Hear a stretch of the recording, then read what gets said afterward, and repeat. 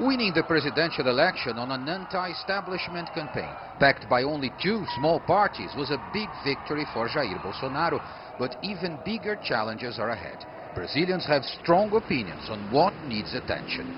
The priorities are fixing education and the public health system, and also stopping crime.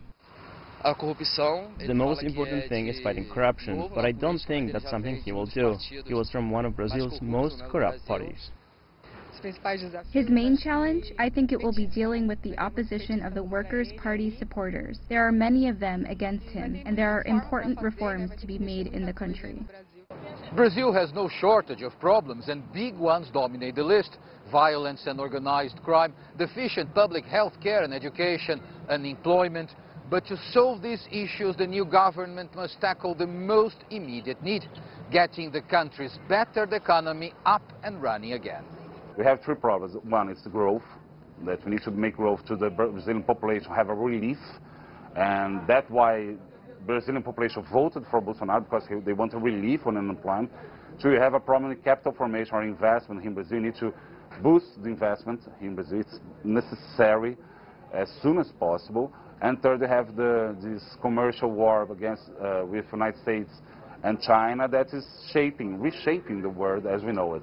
I hope the best for the president, but it's going to be a very tough agenda for the next year.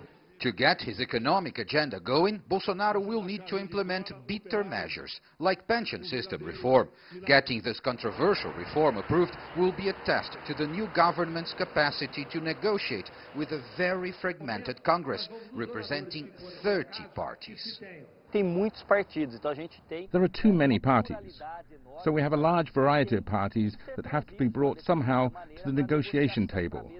But Jair Bolsonaro ran his campaign on an anti-establishment platform, attacking traditional politics and traditional parties. So the question now is, will he be able to become the leader of these parties to govern the country?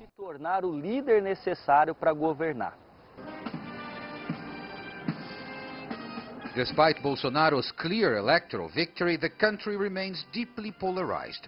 Many of the new president's votes came from people rejecting the Workers' Party more than they enthusiastically supported the former captain's platform. Pacifying the country seems an essential step to governing, and it's unclear whether that can be done. Paulo Cabral, CGTN, São Paulo.